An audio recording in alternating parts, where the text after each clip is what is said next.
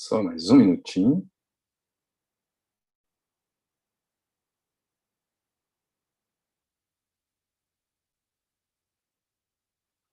Agora sim. Agora estamos 100% ao vivo. Boa noite. Boa noite para todo mundo que acompanha o Pensar a Vida. Aqueles que são habituês, aqueles que estão aí sempre, aqueles que também aparecem eventualmente, que pega carona vendo uma coisa estranha acontecendo na internet, gente falando coisas esquisitas. A esquisitice de hoje é sobre o corpo e a alma. Na verdade, é um pouco da história de como a gente tenta entender essas duas partes de nós mesmos que, de forma não rara, a gente coloca como partes conflitantes, como se nós fôssemos seres constituídos de um mau ajambramento, de um mau encaixe de coisas de natureza diferentes. Um corpo que sente e, de outro lado, um espírito que pensa. Esse corpo que sente, ele não se dá muito bem com o espírito que pensa. Então, o espírito que pensa diz: dieta. Você precisa de dieta. Olha o peso. E o espírito pensante sabe que fazer dieta significa comer qualquer coisa que não tenha gosto e nem graça. Você sabe, se não tem gosto nem graça, não engorda. Mas, do outro lado, tem o seu corpo que deseja. E aí o seu corpo que deseja dá de cara com aquele pudim, dá de cara com quindim, dá de cara com alguma coisa que apetece. E aí fica lá você em conflito. Parece que parte de você quer e parte de você não quer. E a vida seria muito melhor nessas horas se houvesse uma inteireza de corpo de um lado e espírito, ou dos desejos e dos seus pensamentos. Beleza? Existem algumas palavras para isso, né? Algumas palavras que vão pontuando o pensamento. É claro que pensar não é só aprender o significado de uma palavra em grego, um significado antigo. Mas é interessante para quem estuda, quando dá de cara com a palavra, saber mais ou menos o que ela quer significar. Afinal de contas, quando a gente fala de filosofia, sobretudo citando gente que já morreu há muito tempo, citando uma cultura que é completamente diferente da nossa, é natural que as palavras que nós traduzimos não tenham naquele momento exatamente o mesmo significado que a gente atribui hoje. Então, para aquilo que em nós pensa, ao longo da história do pensamento, nós vamos dando nomes diferentes. Psique em grego, alma em latim, anima. O pensamento moderno vai consagrar a palavra espírito e, contemporaneamente, a gente vai chamar isso de mente. Mente. Mente é diferente de cérebro. Cérebro é essa caraminhola de neurônios que está aí dentro do seu crânio, dentro da sua cabeça. Já a mente não, a mente é o seu lado pensante. Então, vai mudando de nome, muda a palavrinha, mas à medida em que a palavra muda, isso que representa o eu pensante, o eu consciência, o eu capaz de raciocínio lógico, também vai mudando um pouco a visão, um pouco a compreensão, um pouco como nós, como humanos que somos, nos vemos.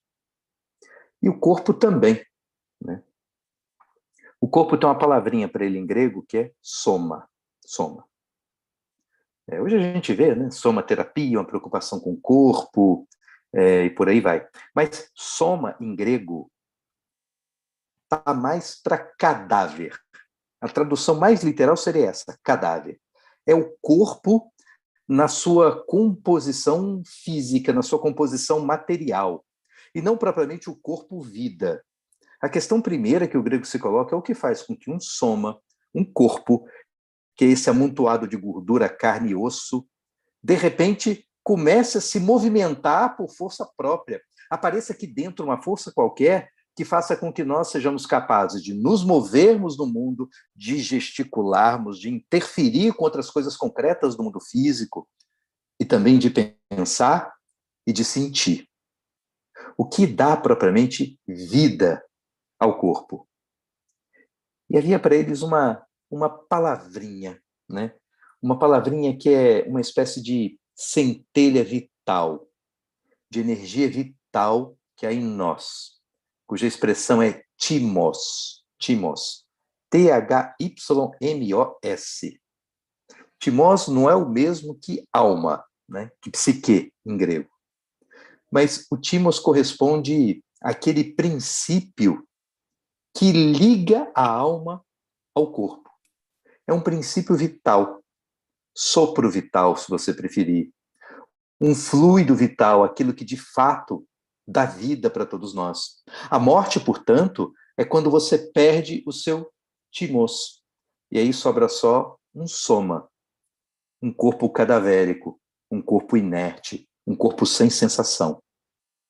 É como se a própria alma em si, para estar presa ao corpo, dependesse dessa centelha vital, esse timos, que com a morte, com o ferimento grave, se perde, vai embora, da última maneira que o último suspiro de quem está vivo, num sopro vai embora. É o timo saindo e você mudando de status de vivo para morto. Não é legal? Platão, num livro chamado Fedro, em que ele vai falar da imortalidade da alma, ele vai falar da alma como uma carruagem. A psique é uma carruagem e que tem dois cavalos. Um desses cavalos é Timos, né? Timos. Do outro lado é epitimos, a parte baixa da psique, uma parte alta, uma parte baixa. Timos e epitimos, né? Epitimos é um cavalo, né, dessa carruagem associado às paixões, ao arrebatamento, àquilo que afeta você na sua vida, aquilo que também marca você conduzindo a sua própria existência, mas que de fato você não controla. Já o timós, ele é associado a essa energia vital, a esse impulso, a essa impetuosidade que te move, que te dá disposição, que torna você um ser capaz de interagir com o mundo e, mais do que isso, torna você também um ser capaz de governar a si mesmo. Uma energia que pode ser tanto para fora de você, quanto também pode ser usada para dentro de você. E há um cocheiro nessa descrição do Platão do que é a alma. E esse cocheiro é a razão. Se você preferir, essa ideia de razão está muito mais para a ideia de uma consciência, de um pensar que, enquanto se pensa, você é capaz de dizer eu penso. Já reparou que a gente muitas vezes pensa como quem fala? Pensa como se falasse para outra pessoa? E no momento em que você pensa assim, você está pensando com pleno controle das ideias. Mas há um outro modo de pensar que ele parece menos coordenado, menos autocontrolado, que ele parece menos consciente. É quando você tem uma ideia dentro de você, em que você associa mais a um sentir uma ideia. Eu sinto que há algo aqui, mas que eu não consigo compartilhar. Eu não consigo botar para fora. Eu não formulei a ideia ainda. Para quem é professor, já deve ter passado por uma situação que eu já passei várias vezes.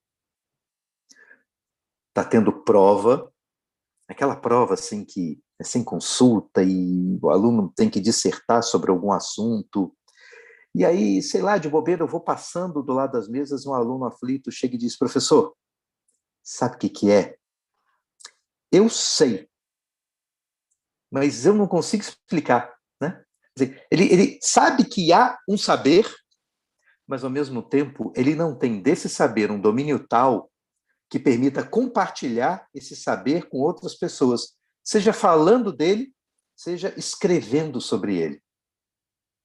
Então repara que eu estou falando aqui de um saber, mas que fica meio caminho entre as sensações, a uma experiência anímica, uma experiência da psique puramente sensível, e, de outro lado, uma experiência que é intelectual. A alma, da qual os gregos falavam, são as duas coisas ao mesmo tempo. E o que permite que essas duas coisas ao mesmo tempo se manifestem como tal é o corpo. Na Odisseia, lá pelas tantas, há uma passagem em que Ulisses conversa com um sábio e tenta compreender a sabedoria dos deuses. E, basicamente, o que diferencia um deus de um mortal é o fato de que um deus não tem corpo. Ou, pelo menos, não tem um corpo da mesma maneira que um mortal tem. O mortal tem um corpo que é precário, que é mortal, que um dia perece. Ainda que a sua psique possa ir para outro mundo, ir para o Hades, para a terra dos mortos. E, portanto, há algo em nós que é eterno, mas há algo que é mortal, efêmero, passageiro, terreno, que é o corpo, o nosso soma. Já os deuses não têm soma. Eles têm lá o corpo deles, que é da mesma natureza que o corpo psique que há em nós, algo imaterial. Mas nós, quando vemos, quando nós enxergamos alguma coisa, nós enxergamos como um ato mental de enxergar. Boa parte da imagem que nós captamos vira imagem mental, imagem dentro do nosso cérebro. Então, há um lado mental da visão, mas há também um lado mecânico, mediado pelo olho. Nós enxergamos o mundo através dos olhos. Os olhos são parte do corpo. Como os deuses não têm corpo, o enxergar dos deuses é diferente do nosso enxergar. O enxergar dos deuses é um enxergar sem as limitações dos olhos. Os olhos, para enxergar, precisam de determinada quantidade de luz.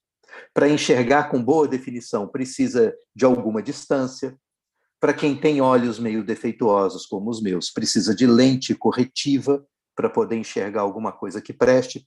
E, aliás, quando faço live é um suplício, porque como os óculos são multifocais, para eu ter foco na lente que está aqui perto, nas telinhas que estão aqui, eu tenho que levantar a cabeça.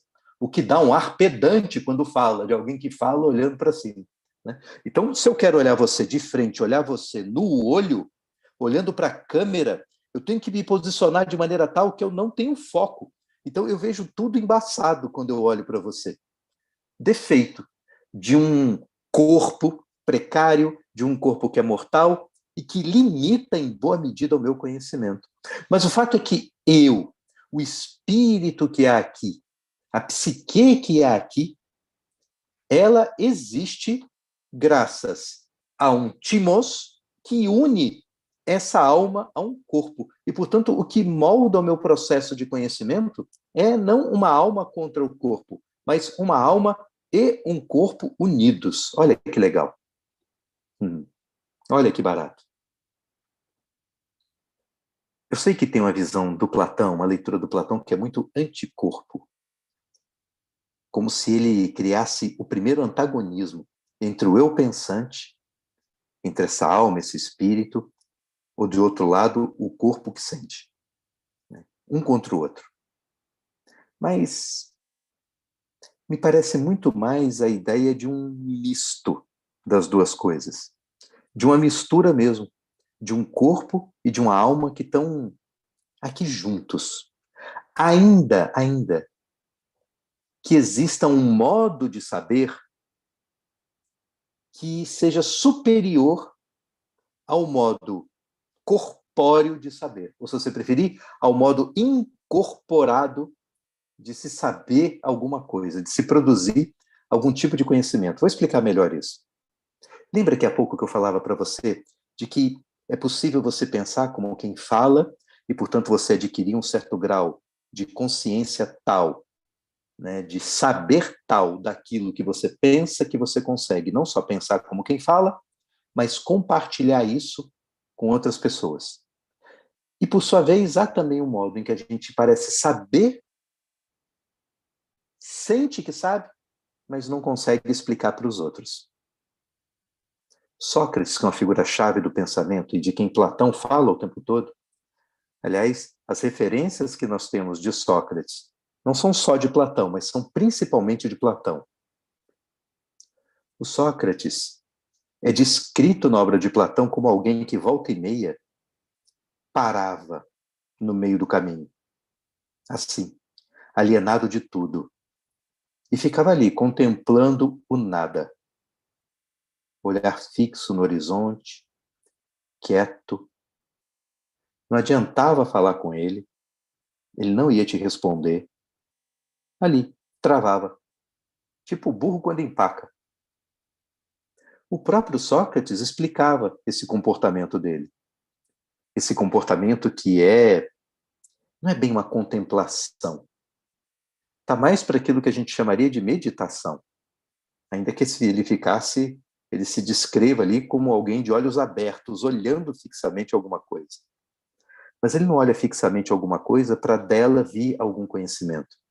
Ele dizia que nesses momentos ele consultava o próprio daimon. O próprio daimon.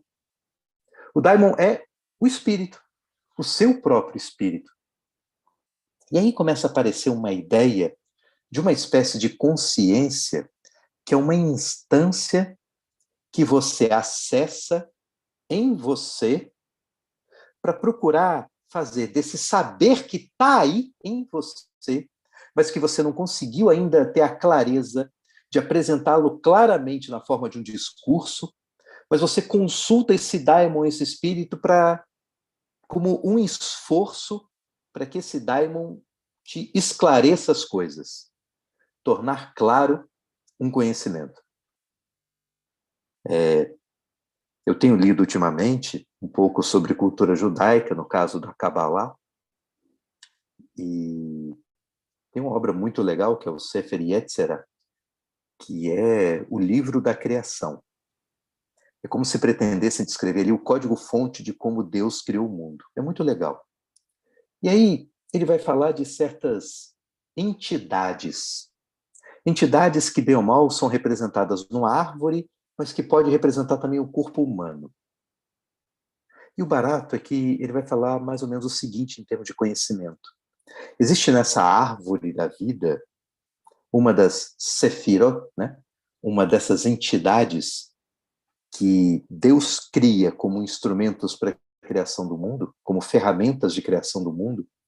Uma delas é um conhecimento, mas um conhecimento não verbal. Vamos chamar aqui de conhecimento.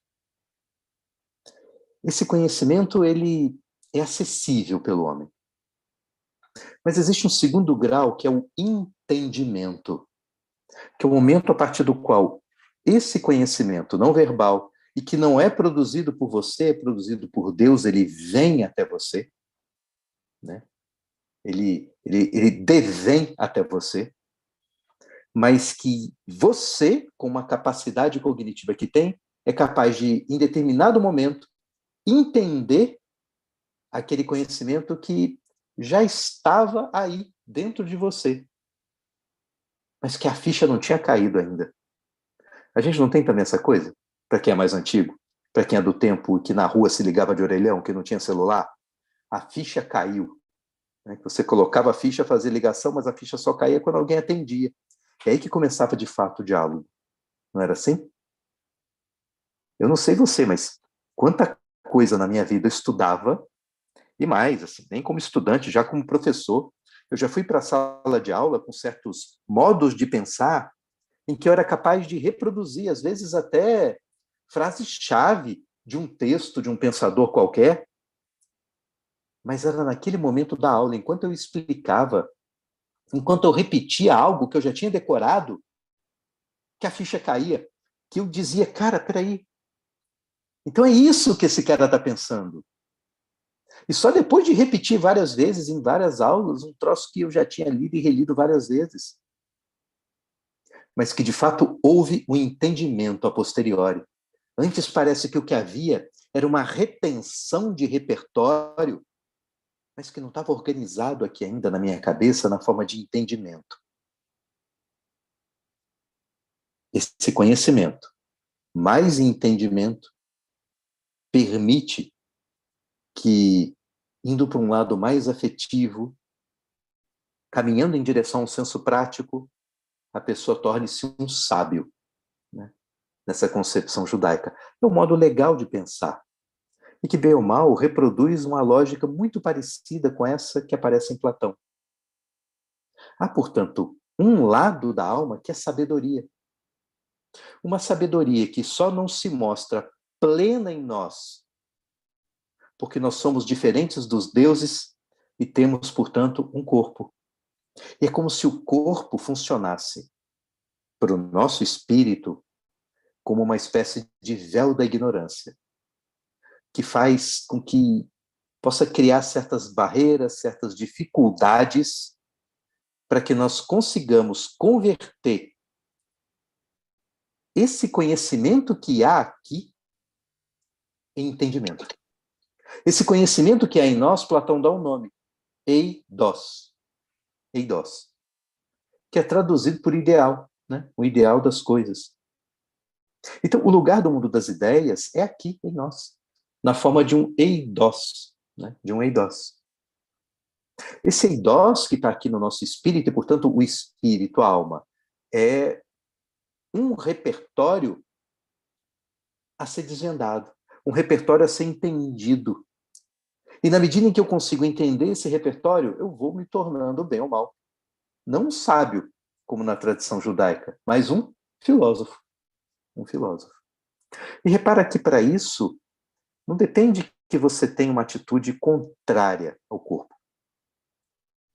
É claro, o Sócrates, no outro diálogo, em que, nesse mesmo Fédon, em que ele fala dessa carruagem, né, em que Sócrates, já condenado à morte, está em volta dos discípulos, é a última aula, cercado de amigos, de gente querida, e o copinho de cicuta já está ali na cabeceira para beber. É o momento da morte. E diante dos alunos chorosos, Sócrates é de um tempo que os alunos lamentavam a morte de um professor, hoje comemoram quando ele fica doente e não vai ter aula, mas esse Sócrates, ele está tranquilo, porque ele diz, olha, agora sem corpo após a morte, sem corpo, das duas uma.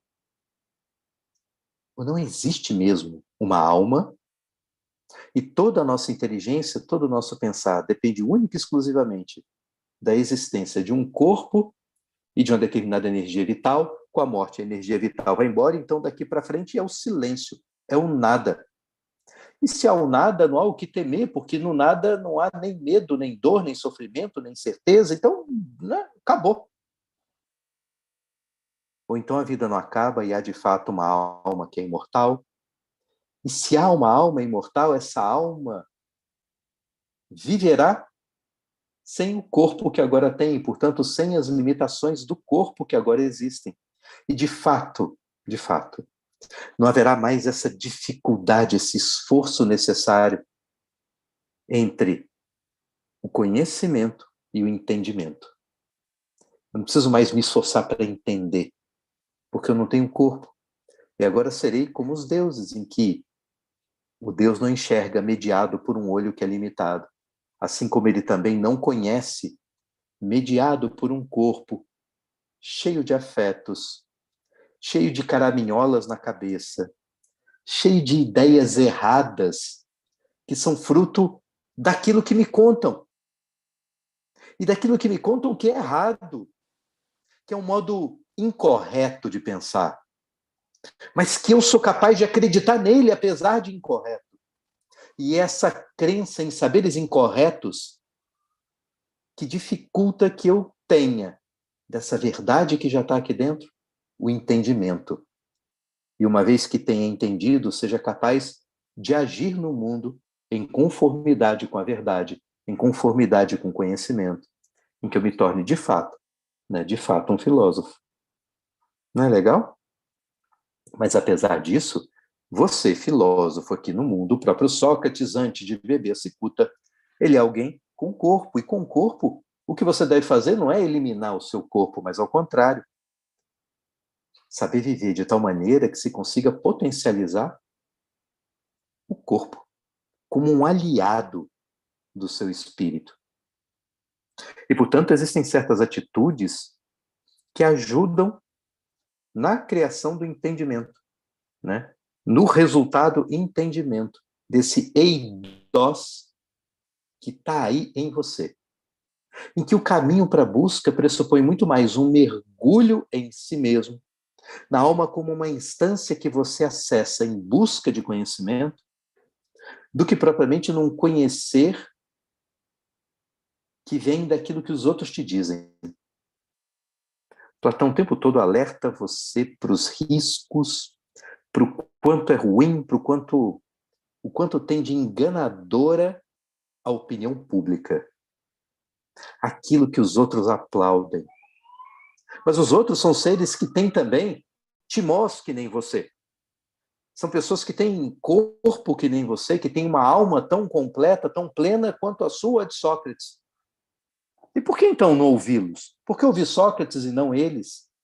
É porque muitas pessoas, nessa carruagem, como Sócrates descreve a alma no Timeu, que tem 2 cavalos e um cocheiro, o cocheiro da razão, muitas pessoas não se permitem governar pela razão.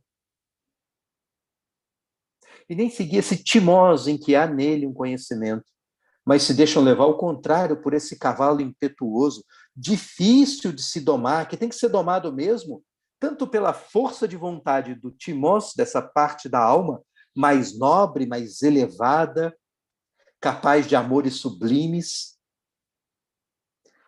e não se deixar levar por esse lado pequeno, baixo da alma, esse epitimós, ou apetite, numa tradução também mais literal do que isso significa, de um apetite que são os desejos, a falta, todos os sentimentos mais baixos, o ódio, a ambição. Quantas vezes nós aplaudimos modos de pensar única e exclusivamente porque nós temos uma perspectiva de que se todos pensarem desse jeito, se nós conseguirmos de fato convencer a todos desse modo de pensar, o resultado disso vai ser bom para nós, para o meu corpo. Então, não são espíritos que propriamente sejam harmônicos no seu modo de pensar, mas são desequilibrados, em que forças mais atreladas ao corpo predominam sobre o comportamento, tornando a pessoa não virtuosa. O básico da virtude, para Platão, é um equilíbrio entre essas partes da alma, entre a parte mais baixa, né, a parte da epitimia, em que você a controla, você equilibra, temperando o desejo, ou seja, arrefecendo a força do desejo. Uma parte mais ativa da alma, que equivale ao timós, da impetuosidade, que ele representa no peito, enquanto o epitimós, ou os apetites, baixa o ventre e genitais. E a terceira parte, que é o cocheiro, a parte racional, que ele representa como uma cabeça. Você humano tem as 3 partes. E cada uma das 3 partes tem um papel a desempenhar numa pessoa que seja virtuosa, porque equilibrada, porque as 3 partes funcionam bem.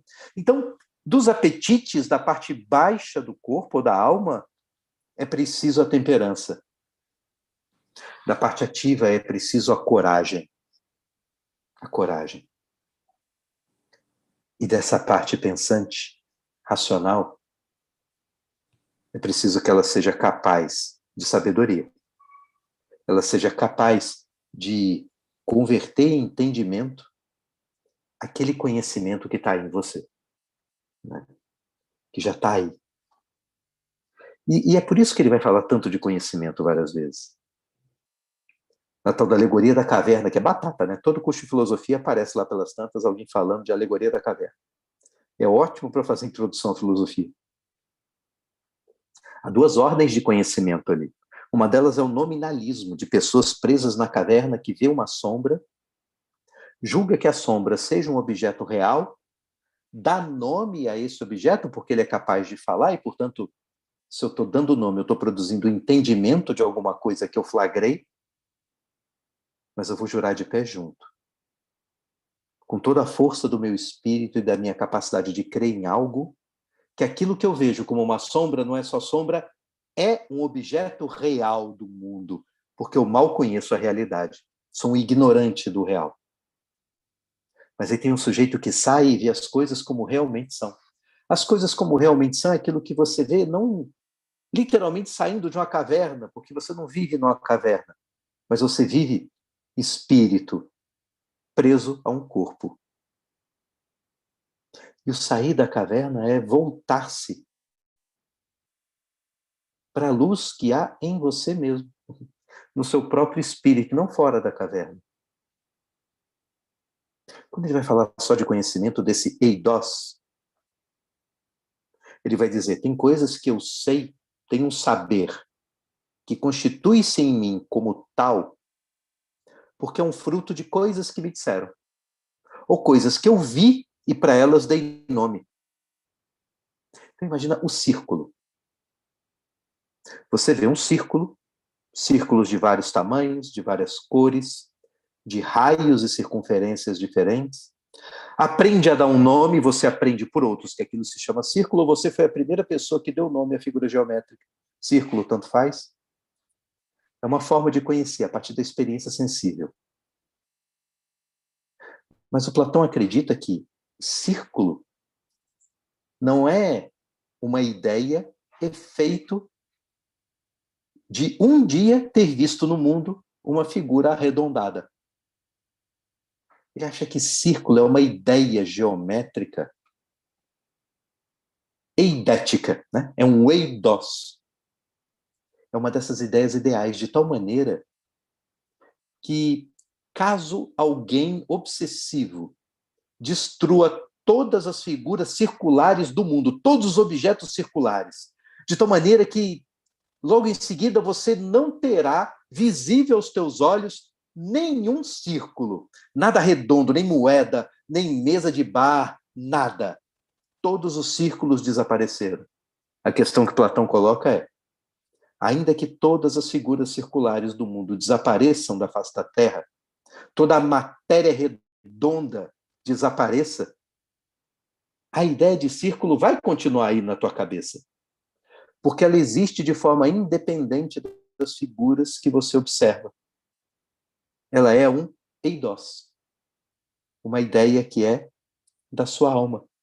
Não é do mundo para dentro da alma. Ao contrário, é da alma para o mundo, para conhecer o mundo, para entender o mundo, para calcular o mundo.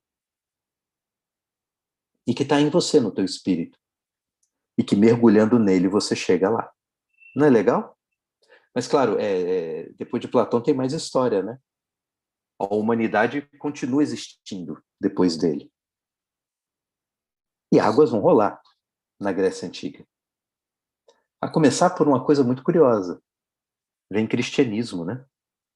E com o cristianismo, esse discurso grego, ele vai sendo recepcionado. O discurso cristão, pelo menos boa parte do que chega em nós, chega mais em latim do que em grego mesmo, né? Em grego, essa palavra timos, né, ela vai ser traduzida, Cícero, por exemplo, traduz assim, vai traduzir pela palavra latina consciência. Consciência. Então, o timos, que para o grego é aquela energia vital, vai se transformando aos poucos na consciência. Para o grego, essa consciência traduzida como tal, para o latim dessa vez, ela é um misto de energia vital, mas também ela tem essa pegada de repertório inato em você. Lugar do eidos, lugar das coisas, desse saber que está em você, mas que você não conseguiu ainda entender direito. Um saber que, se você preferir, você pode chamar de divino. Divino. É um saber de outro mundo. E que aparece em você numa forma difícil de perceber. Mas se você for alguém capaz de controlar a si mesmo, de bem governar a si mesmo, de temperar os teus desejos, de ser disciplinado nesse ponto, de você conseguir, tal como Sócrates, conversar e escutar a você mesmo, o entendimento dessa verdade que já está aí, brota. Brota. Então, repara que o pensar não é um ato criativo, né? O pensar é um esforço organizativo de um repertório que já está aí. E a consciência, portanto, ela é, por um lado, sabedoria, né? E, por outro lado, um esforço pensante de si para consigo mesmo. Um pensar a mim mesmo. Esse pensar a si mesmo, ele vai se tornando no pensamento romano para frente, numa espécie de capacidade de exame de consciência. Os estoicos vão falar muito do espírito, não como Sócrates, como algo que você para essa alma, como algo que eu paro para tentar perceber uma verdade dentro de mim. Mas vão falar como um instrumento um pouco mais prático para se levar a vida, em que essa consciência ela vai adquirindo uma espécie de sentido moral na nossa existência. Porque para os estoicos, a resposta à pergunta qual é a vida que vale a pena ser vivida passa pela prática de um exame dessa consciência. A consciência que, portanto, agora deixa um pouco de ser repertório e passa a se tornar memória. Porque repara o seguinte, cara, onde você vai, você tá, né? Tudo que você faz, você sabe.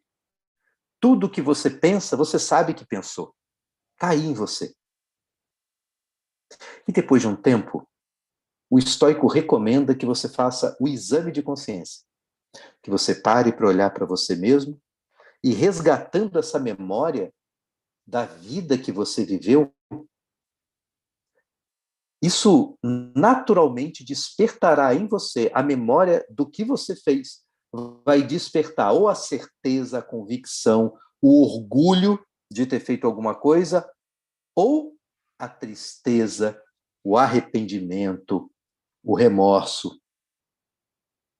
E aí a pergunta que o estoico faz é: amanhã, quando você for fazer o exame de consciência, e detalhe, a consciência nessa leitura estoica, ela funciona de maneira tal que você não precisa nem parar e fazer o esforço. É diferente do Sócrates quando conversava com seu daimon. É um esforço meditativo para encontrar no próprio espírito o entendimento daquilo que já está nele. Aqui é diferente, não tem esforço. Às vezes você se pega no nada, distraído, e a consciência começa a falar em você, na forma do arrependimento, na forma da lembrança orgulhosa. Então esse momento vai vir, quer você se esforce por ele ou não. Aliás, o que o estoico mais repreende é o fato das pessoas fugirem desse momento, se alienando do momento desse julgamento da própria consciência com distrações. Na música, sabe? Os modernos vão retomar essa questão, colocando a consciência nesses mesmos termos, como algo do qual você não pode fugir. Ah, mas você tenta, né? O Pascal tem um livrinho que eu acho muito legal, quer dizer, não é um livrinho, é um extrato do pensée, né, do Pensamentos de Pascal, em que ele fala dos espetáculos.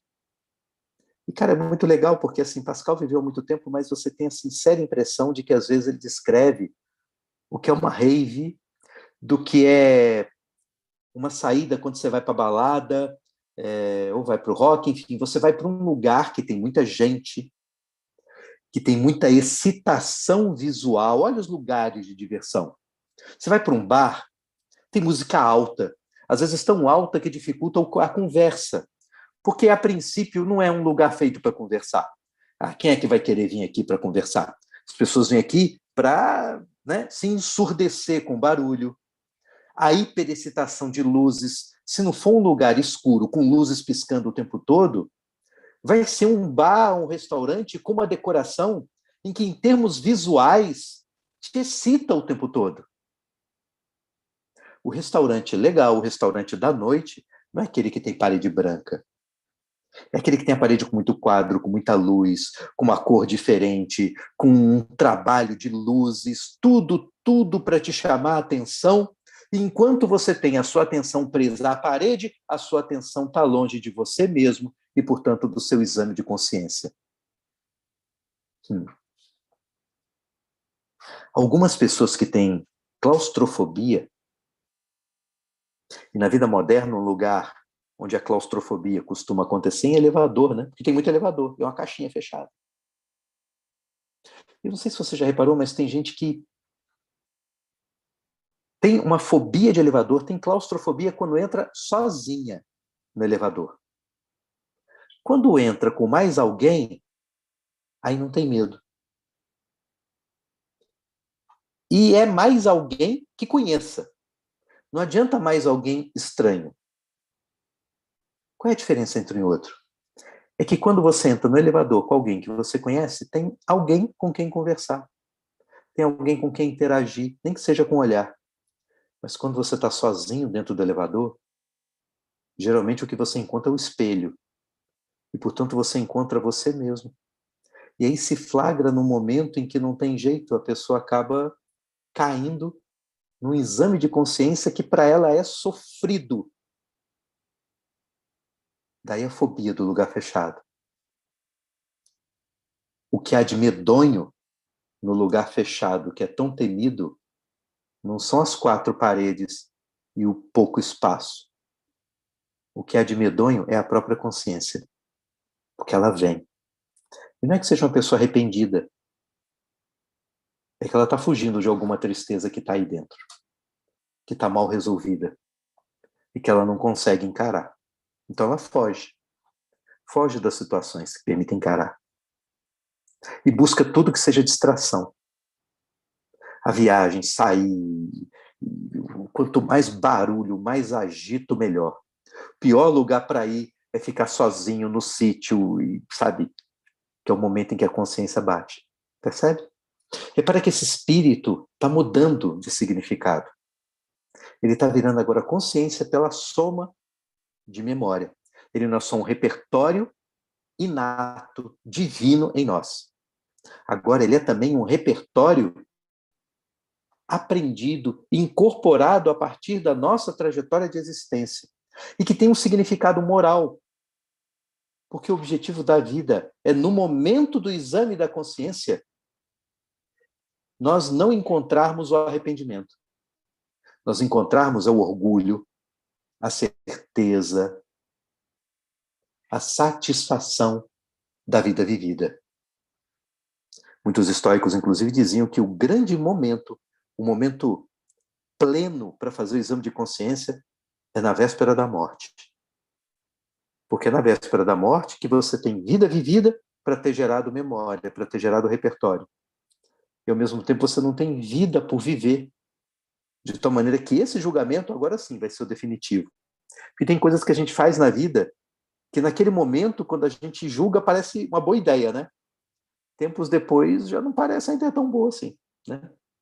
É tipo do sujeito que casou e tempos depois ele diz, nossa, onde é que eu estava com a cabeça quando casei? Mas é que tempos atrás fazia sentido, né? Tempos atrás fazia sentido. É cruel você se julgar dessa maneira depois, né? Então, essa é um pouco a ideia estoica dessa alma em latim. A palavra alma em latim mesmo está mais ligada ao sentido de timos, de energia vital, aquilo que te move. Tanto é que você usa a expressão, né, desenho animado, é o desenho que se movimenta, né, de alma de anima, aquilo que movimenta, aquilo que dá vitalidade no sentido de ter pensamento próprio, de ter impulso próprio, de ter movimentos próprios, beleza? E a palavra espírito que vai se formando aqui, ou consciência, está mais ligado a esse misto de sabedoria com memória, e que tem um sentido prático, que é o de proporcionar um determinado exame de consciência. E aí, quando vai chegando no exame de consciência, volta aquela questão lá atrás do grego, de gente que deixa-se levar mais pelas partes baixas da psique, mais pelo desejo, mais pela busca de satisfação do corpo, e aí faz coisas que, num primeiro momento, são alegradoras, mas que, num segundo momento, as consequências daquela alegria, daquela atitude que a gente hoje chama de inconsequente, porque praticadas sem a preocupação com o amanhã, com o que vem depois e a consequência. O momento da consequência é o depois. No momento da consequência, em que você faz o exame de consciência, aquilo vira arrependimento. Então, a vida boa é aquela que você não age de maneira tal que gere arrependimento depois. E para que você viva sem arrependimento depois, é preciso que você não se deixe levar pelo desejo, não se deixe levar pelo corpo, ao contrário, você pense racionalmente naquilo que você está fazendo. Pondera, vê se é uma boa ideia mesmo. Você tem certeza de que é isso que você quer fazer? Né? Você quer mesmo se pendurar no alto desse prédio hoje, com esse vento, para ganhar like no Instagram? É isso mesmo que você quer? Pensa aí, velho. Você pode, né? Pode dar muito errado esse troço, cara, não é não? Pode dar errado até mesmo se você não cair do prédio. Pode ser que você seja cancelado nas redes. Olha, o sujeito doido vai incentivar outras pessoas a se pendurarem do lado de fora do prédio. Sujeito perigoso, não assista, cancela. Pode dar tudo errado. Então, é isso mesmo que você quer fazer? Né? Isso e tantas outras coisas na nossa vida. Né? Então, não dá para dispensar o pensar no nosso agir. Quando a gente vai falar também no pensamento moderno,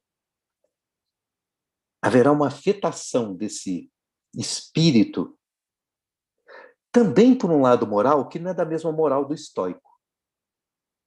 O lado moral, porque ele é memória, e como memória é possível fazer um exame de consciência que julgará da vida ou da atitude que você toma, se ela vai gerar arrependimento ou orgulho. Mas tem um lado que é propriamente cristão, de afetação cristã. Aliás, não é só cristã, vem da tradição tanto do Novo quanto do Antigo Testamento. A ideia de que essa consciência, que como narravam os gregos lá atrás, traz um eidos, traz ideias inatas, há como uma ideia inata, divina, dada a nós, a possibilidade da consciência do certo e do errado. E que, portanto, a alma ela tem um lado moral, mas de uma moral que pressupõe a pré-existência em nós de uma lei moral, porque não foi criada pela gente. Nos foi dado como um componente daquilo que a gente chama espírito. E como isso é um dado associado no pensamento a essa parte pensante nossa, parte que a gente aprendeu a separar do corpo que sente com seus desejos, isso vai gerar uma leitura da relação corpo e alma na Idade Média, que atravessa a modernidade afora e que está presente até hoje com muita força, a ideia de que o corpo é o lugar do pecado, o corpo é o lugar do mal, o corpo com seus desejos. E, por sua vez, a razão, o pensamento desafetado do corpo é o lugar da moral, é o lugar do bem, é o lugar onde a lei divina, o mandamento divino, aquilo que nos livra do pecado, pode se manifestar em nós. Né? Ainda que, eu já disse que eu adoro o pensamento judaico, sobretudo quando se vai falar de Antigo Testamento, que afinal de contas os judeus são um povo escolhido para serem os guardiões do Antigo Testamento e aqueles que transmitem. Eles fazem isso muito bem. Então, na cultura judaica, o que você repara no Antigo Testamento é que o pecado original é quando Eva come a árvore do fruto do conhecimento do bem e do mal. E, portanto, o pecado original, a essência do pecado original é trazer para dentro do corpo o conhecimento do mal. Quando você não tem o conhecimento do mal, você age no bem, porque não tem a possibilidade cognitiva da prática do mal. Mas repara que esse tempo todo o mal não é corpo. O mal é pensamento, o mal é espírito. Olha que legal. O mal é um saber, né? É um conhecimento que tem que ser tirado daqui. Mas é claro, esse conhecimento foi tornando-se afetação do corpo, efeito da afetação do corpo. E a gente gera uma cultura que é entristecedora na religião. Aliás, em boa parte dos costumes sociais, é em boa medida entristecedora. E é uma dificuldade. Era isso que Nietzsche, inclusive, denunciava no discurso cristão. Né? A denúncia de Nietzsche, né, o anticristo do Nietzsche, era menos pelo Cristo bíblico, né, e mais pelo cristianismo. Ou seja, daquilo que se diz, daquele pensamento, daquela cultura que se construiu, citando o Novo Testamento, em nome do Novo Testamento, em nome de um novo antagonismo mais severo, mais radical entre o corpo que sente e o espírito que pensa. De tal maneira que você cria essa ideia que é um pouco estranha da promessa, né? O discurso católico da promessa. Eu vou pedir para a santa alguma coisa me ajudar. E nessa promessa, o que eu dou para a santa? Eu dou o sacrifício do meu corpo. Eu vou subir a escadaria da Igreja da Penha, no Rio de Janeiro, de joelhos. E aí você imaginar a santa lá do outro lado, no mundo metafísico, olhando o cara de joelho ferrado e adorando. Ah, como ele está sofrendo, que bom, vou dar isso para ele. Aquele ali sofreu pouco, então não vou dar. Então dá a impressão de um divino, de uma divindade, que se alegra com o sofrimento, que se alimenta do sofrimento. E que ao mesmo tempo fala de amor, fala de felicidade, fala de coisas que não combinam com o sofrimento. É estranho isso, percebe? É estranho. É estranho porque esse antagonismo, a rigor, ele não está nem no Antigo Testamento, nem no Novo, nem no pensamento grego, mas ele foi se construindo dessa maneira.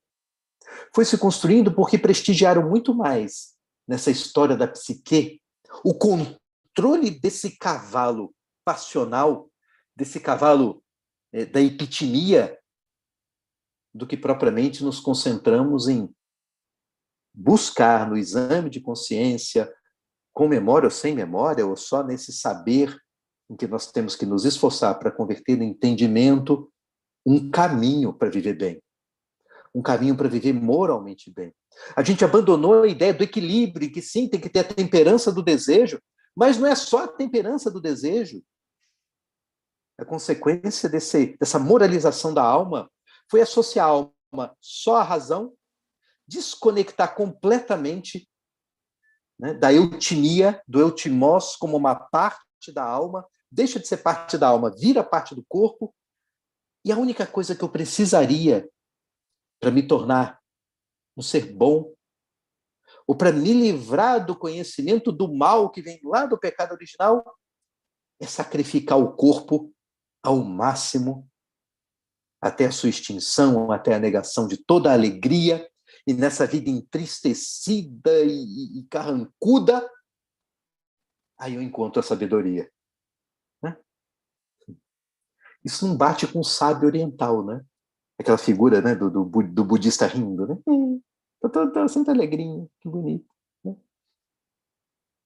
O sábio de outras tantas tradições, em que ri, em que sorri, em que tem bom humor, que é capaz de dançar. Né?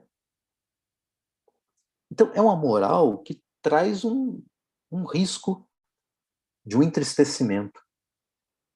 Moral não precisa ser entristecimento. O pensamento moderno, ainda que herde toda essa tradição na relação de corpo e alma, vai começar a trabalhar isso de uma maneira um pouco diferente. E aí o espírito na concepção moderna, ele vai ganhando um significado mais ligado à ideia de uma capacidade de pensar do que um repertório. Seja um repertório moral, ou eidético. A grande discussão entre pensadores modernos é se existem ideias inatas ou não. Pega uma frase famosa de John Locke, por exemplo, o homem é uma folha em branco. Isso é a frase de para-choque de caminhão, né, de caminhoneiro lockeano, mas que conclui o raciocínio de que não existem ideias inatas, que tudo nos vem de fora, e mediado pelos sentidos. Thomas Hobbes é outro, não existem ideias inatas, tudo a gente aprende, mas aprende mediado pelos sentidos. E como os sentidos são dados do corpo, toda a matéria-prima do nosso pensamento é afetada de corpo. afetada porque ela é efeito das limitações do nosso corpo. Volto à visão. Se o repertório vem das coisas que eu vejo, por exemplo, que eu experimento, que eu degusto, os limites da minha percepção visual, da minha percepção olfativa, gustativa, vão ser os limites da minha experiência. O pessoal comenta que um dos efeitos da Covid é ter o olfato prejudicado. E você, quando vai provar algum alimento, a experiência do gosto, a experiência mental do gosto, não vem só da sua língua, não vem só das suas, papilas gustativas, não é isso? Não vem só dos sensores que estão na sua língua, vem do olfato também. Porque a sua boca é ligada, tem um buraco aqui dentro que liga com o nariz. Por isso, quando você bebe água, começa a rir muito, vaza água pelo nariz. Né? É por isso que quando está ali encatarrado, que dá aquela fungada para dentro, às vezes a meleca vai parar na boca, nojento. É porque estão ligados. E por isso, enquanto você mastiga o alimento, moléculas de odor do alimento vão para o seu nariz. Então, os dois sentidos trabalham juntos. Se você anula um deles, a sua experiência de provar um prato muda. Muda completamente. É uma experiência com menos dados para se levar em conta do que tem aquele cujo olfato funciona perfeitamente. E ainda tem bom olfato, não é? Então, o nosso corpo ele nos limita o tempo todo na experiência. E se todo o nosso pensar é um repertório que vem de fora do corpo, ele vem mediado pelo corpo. E, portanto, é uma insanidade você querer combater o corpo como condição para que o espírito possa voar mais alto no pensamento. Antes, o que você deve fazer é compreender o corpo e compreender quais são as limitações do corpo e como o corpo lhe entrega, nesse conhecimento empírico, como o corpo lhe entrega informações que são limitadas. Se eu entender as limitações do corpo, possa ser que eu, na minha capacidade pensante, o espírito aqui, deixa de ser só repertório adquirido e torna-se muito mais uma capacidade de raciocínio. É como se naquela imagem do Platão da carruagem prevalecesse agora é o cocheiro, a razão pensante. Essa capacidade racional pode ir além das limitações do corpo e pensar para além da experiência sensível. Kant acha que nós somos capazes de pensar para além da nossa experiência sensível, ainda que o ponto de partida seja a experiência sensível. É como aquela pessoa que está parada, olhando a natureza, contemplando a natureza no momento de boa com a vida, momento de bem com a vida, né? O clima tá bom, tá legal, eu tô vendo aqui. E ele se sente maravilhado com a natureza. Ele acha aquele exuberante, aquela exuberância causa nele uma sensação boa, tão boa que por causa dela ele começa a pensar: de onde vem o encantamento que eu sinto? De onde vem essa exuberância? Porque a natureza me é exuberante, me afeta de exuberância. E ele começa a pensar Deus, por exemplo. Ele começa a dizer: olha, eu estou vendo na natureza Deus. Afinal de contas, você vai ao museu e você disse: eu vi um Rembrandt,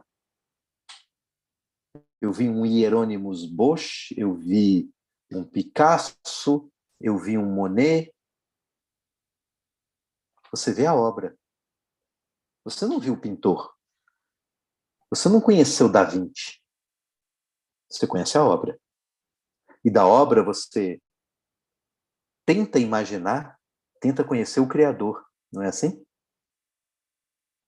O Da Vinci não é dado a nós. Ele já morreu. Ele já passou.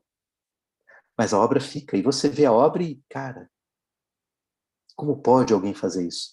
Repara, é algo que está aqui no mundo físico, mediado pelos meus sentidos e, portanto, que vem à minha mente através do meu corpo, mas que é capaz de gerar em mim algo que vai além do corpo. E eu pensar num Da Vinci que eu não tenho como encontrar corpo a corpo, face a face.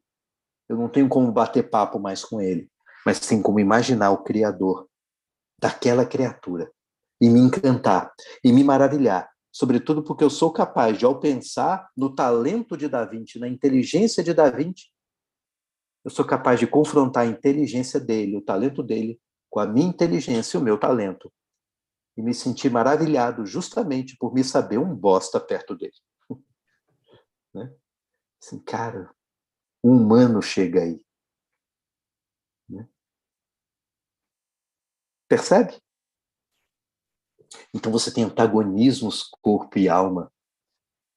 Hoje a gente parece ter isso um pouco mais bem resolvido, né? Lá atrás, quando os estoicos diziam corpo são e mente sã, era mais um recado para você cuidar da sua mente do que cuidar do corpo. É porque naquele tempo não precisava pedir para as pessoas irem para a academia. Né? Não havia uma vida moderna como a nossa, em que uma série de facilitadores são criados para que você não tenha movimento. Então, ao invés de andar, a gente tem carro para vencer longas distâncias, até nas pequenas distâncias dentro de casa, em que até para ligar e desligar o ar-condicionado tem controle remoto. Né? Para você não ter que levantar e mexer no botãozinho. A TV tem controle remoto. Né? Para quem é mais antigo, que pegou o nascimento da TV, para mudar o canal, você tinha que se levantar e mexer no aparelho. Não existia controle remoto de TV. E você trocava o canal mexendo num disquinho, tum, que ainda fazia barulho quando virava. Tum, tum, tum, tum. Ainda tinha que ir de um por um para chegar no canal que você quer. E os canais eram poucos. A única coisa que não mudou é o Silvio Santos dentro da televisão. Esse era exatamente a mesma coisa que é hoje. Sem mudar absolutamente nada. Eu não sei como é que ele consegue, cara. Né? Não faço a menor ideia de como ele consegue. Não é?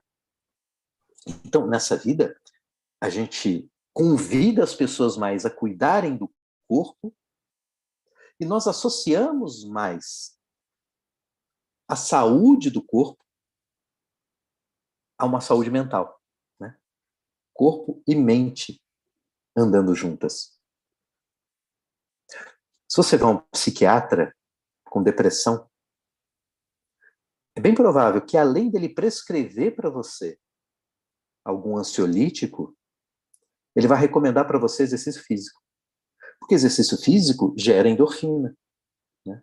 Então, cuidar do corpo, que é uma máquina química que há em você, uma fábrica química, também permite que você tenha melhores condições de cuidar do teu espírito. Mas isso é a psiquiatria mais de ponta, entendeu? É uma psiquiatria que consegue, de novo, reconectar o corpo com o espírito, agora chamado de mente. O corpo e a mente reconectados. Porque a gente vem de toda uma tradição, e até pouco tempo atrás, mesmo na medicina, falava-se de corpo e de espírito, ou seja, do eu que pensa e do corpo que sente, como se não houvesse um pescoço ligando a cabeça ao resto do corpo. De tal maneira que era muito difícil, era tido como crendice a ideia da somatização, de que um modo de pensar possa estar de tal maneira ligado ao corpo que seja capaz de gerar morbidades no corpo. E o contrário, que um modo de pensar esteja de tal forma ligado ao corpo também que seja capaz de gerar cura no corpo. E por isso há toda uma escola que vem lá da modernidade, que vem dessa...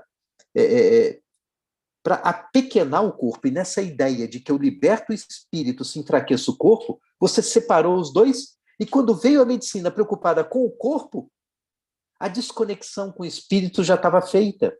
E você tem uma geração de médicos que olham o seu corpo como um rim bichado, o estômago com buraco, e não percebe que tem um espírito aí também, e que, portanto, tem um ser que sofre. Esse sofrimento não é problema meu, tem um especialista só para isso, é o psiquiatra ou o psicólogo, vai lá falar com eles, eu cuido só dessa parte. E a medicina de ponta redescobriu o espírito como parte do ser que você é. Você não é só corpo, você não é só mente, você é tudo junto. E por isso o estado mental do paciente é fundamental em todo e qualquer tratamento. É um dado que pode favorecer a cura ou acelerar o adoecimento. Não é? Mas fruto dessa ligação. Porque, de fato, ainda que você seja como um Sócrates à véspera da ingestão de cicuta e queira muito ser como os deuses que não tem mais o corpo como limitador da visão, do pensamento, da audição, então você não vai mais ouvir, depois de morto, as coisas pelo ouvido. Você vai ouvir na inteireza do ser que você é. Você vai ver na inteireza do ser que você é, pensará na inteireza do ser que você é. Ainda assim, você está longe disso. Você está aqui, nesse mundo, com o corpo. E se o seu eu pensante está aí junto desse eu sensível, e se há uma mente e um corpo juntos, é melhor você, para que os dois funcionem bem, não ignorar nenhum nem outro. Porque não dá para separar. Né? Toda separação não deixa de ser um apequenamento da sua experiência. Quando você é pequeno à parte, a outra vai junto. Vou cuidar só do corpo e não vou cuidar da mente. Isso não vai tornar a sua vida, né, feliz, significativa. Você não vai encontrar o que você acha que encontra só cuidando do corpo. E o contrário também. Vou cuidar só da mente, do espírito e vou deixar o corpo de lado. Também não encontra. Também não encontra aquela felicidade que você acha que vai encontrar plenamente. De cara, talvez vá limitar a sua capacidade de pensar, a sua capacidade de se esforçar para conhecer alguma coisa. Vai, no mínimo, doer demais as costas, porque faltou exercício para esticar a coluna. Não é, não? É a vida, né? E esse foi o nosso Pensar a Vida de hoje. Poxa, o pessoal vai comentando aqui, eu tenho um... Né? Maria José Mariane, boa noite. Participou bastante hoje, hein? Ela é uma que... Ixi, eita,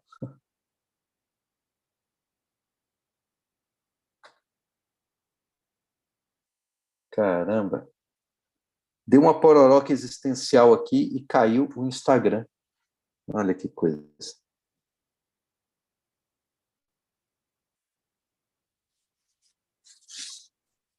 Aí é triste, né? Pude nem me despedir direito.